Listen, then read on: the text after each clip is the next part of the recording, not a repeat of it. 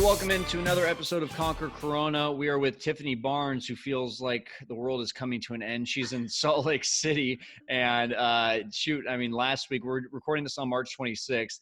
Last week, you dealt with a 5.7 earthquake. And apparently, like within the last few hours before even getting on this call, you've had a few other aftershock earthquakes, along with the coronavirus and everything going on right now. I mean, how do you not think that this is like, the apocalypse? So, right. welcome in, TIffany. You're the first person that we've had that we haven't actually had on the show before. So I would like to just take a couple minutes for people to know who you are, what types of business that you're in real estate, and really just kind of bring us up to tune on where you're at in your business today before coronavirus happened. Awesome. So I've been doing real estate 16 years as an investor.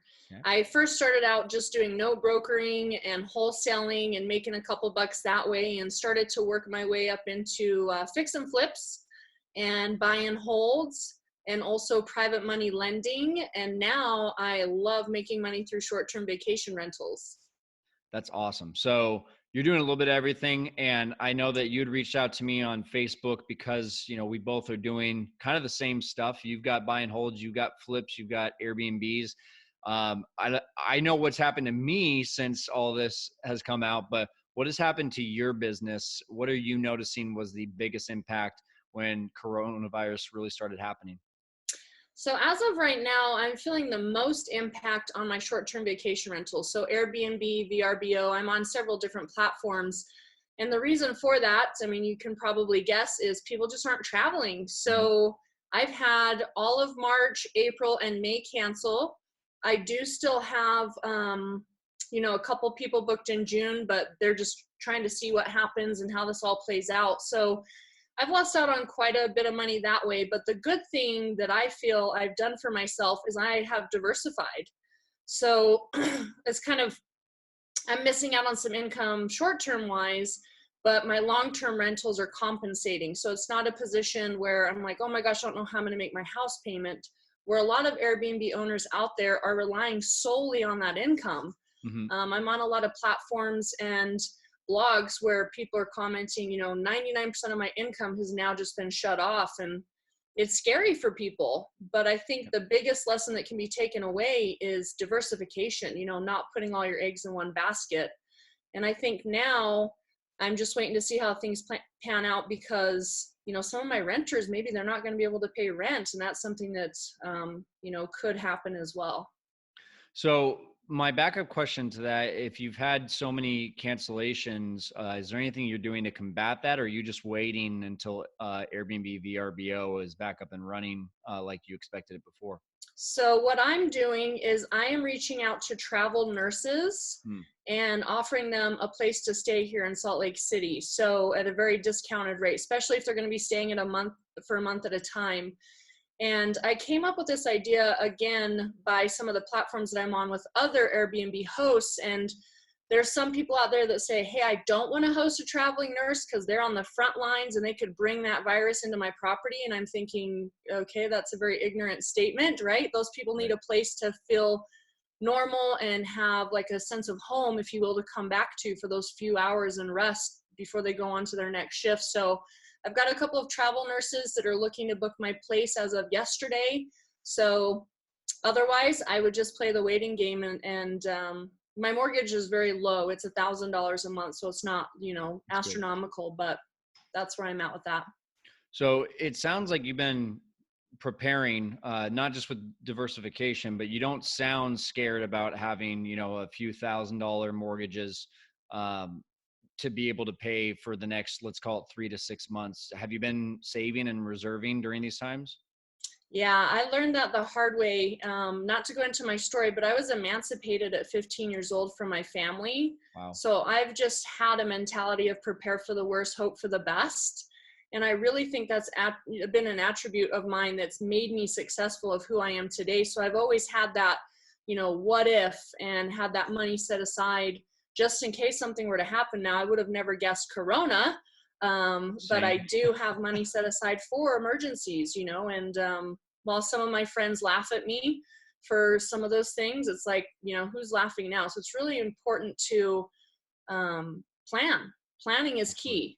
Absolutely. Now, what about on the fix and flip side? Are you still buying? Are you holding and waiting to see what happens? What can you tell me about that side of the business? So with fix and flips, what I'm doing mainly right now is I'm the private money lender. So I'm the money that's working and they're out there doing the work. Most of my stuff's in the Chicago area, outskirts of Chicago. So right now it's probably going to be a hold game. We're not going to be on that 90-day key to key frame that we're used to. And that's something that we just have to plan for. So luckily I am getting a monthly interest rate as long as they're using that money, but I'm also not going to, gouge them. I know that they need to have some meat on the bone too. So it's about win-win situations and Okay, finding awesome. solutions. Awesome. So you've really been able to diversify on the passive side. Is there any way right now that you see opportunities for people that are maybe just getting into real estate where they can diversify in a strange time like right now? So in our last recession, I taught a lot of people, and including myself, to really look into seller finance and lease option properties. When the economy takes a downturn, people still need a place to live. And a lot of owners don't want to lose their home. And if you can come to the table with a little bit of cash and work out a really good win-win situation through a lease option, that might be a great way to start in this business, in this economy right now. And just for our listeners and viewers that don't know what lease option is, can you give a little bit more information on what that is exactly? Sure. So an option gives you the right to buy, but not the obligation. So it essentially gives you the control to be able to buy the property or not. And it's something that people do specifically where they're in a credit crunch and they can't qualify for traditional financing. So I know I did it on this house I'm sitting in right now that I bought, 16 years ago. Is I just asked the person to be the bank. I didn't have the credit at the time, and I said, hey, this is what I can put down. I'll do interest only payments. It's going to go through an escrow company and I'll still owe the same amount in 2 years. Just give me a chance. And they did. And I refinanced with a traditional bank. So it kind of allows you some creativity and some flexibility if you're not quite there financially yet. Okay. So if I'm on the other side of that, if I'm not the one who's renting, but I'm the one that wants to rent out and do a lease option, um, you know, break down a deal like that. What would you can use some arbitrary numbers. You can use a deal that you've actually done before. Like I would love for us to hear what a deal like that sounds like. So I have this term I use called sandwich lease options. And the reason I call them sandwich lease options is, let's say we have Bob the buyer, who obviously wants to get into a property. And then we have Sam the seller, who has a house that they want to sell. I'm bringing Bob and Sam together as two pieces of bread, and I'm the meat in the middle of the sandwich, if you will. So what I do is I look for properties that are for sale by owner, and I would approach those owners and say, hey, look, what I do is I'm an investor and I help people get into home ownership through a rent to own program. What I'm willing to do is give you 10 grand down, non-refundable for 2 years, let's say, and I'm going to pay you $13.50 a month. And every payment that's made on time, 300 of that is going to come off the purchase price. So my, initial balance is going down every single month. Now, should I miss even one payment, that whole credit that I've accrued during that time frame goes away completely, even if I miss it by 1 day. Now, when I go talk to Bob the buyer, I tell him, hey, listen, I can get you into a property and help you possibly figure out a plan to repair your credit to be able to purchase this property in that time frame. So let's just say, again, those 2 years. You're going to give me 15 grand down. You're going to pay $16.50 a month, and a portion of that's going to come off the purchase price. Same terms, it has to be paid on time. So basically, I'm making that 5 grand up front, the spread, because that's non-refundable whether this deal comes to fruition or not. And then I'm making that passive $300 a month every time they're paying the rent. So that's a really good strategy that I used when I first started getting into lease options and could totally be used in today's world. That's really awesome. I feel like there's so much we could go deep dive into that right now, but I'm going to keep it surface level for now. So I guess my question is just for clarification. So, you've got the buyer and the renter, and basically you're just meeting them in the middle, and you're taking the spread of what you negotiate with both of them. Simple enough. Exactly. Okay, Yep. that's awesome. So how would one right now go out and find a seller and a renter that would meet those criterias?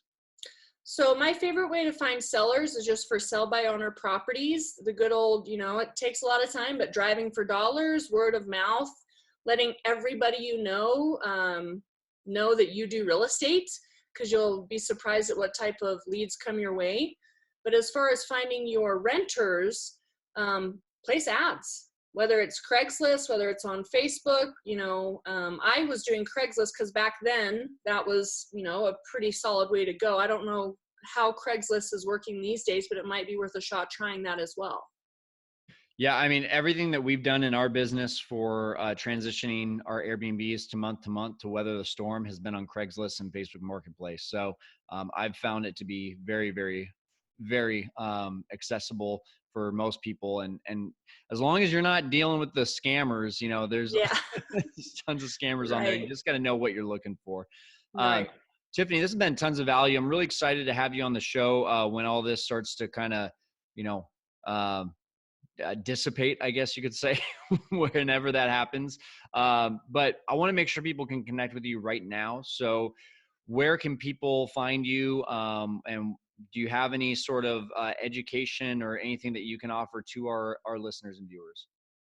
Absolutely. Right now, I have an online program for Airbnb. If you're looking to get into that, even if it's going to be down the road, you can find me at levelupwealthacademy.com. And also, if you want to follow me on Instagram, I am at Lady Airbnb. At Lady Airbnb. That's awesome. I love it. Well, Tiffany, thank you so much for helping our audience to conquer Corona and survive and thrive during very uncertain times right now. We appreciate you. Thank you for having me.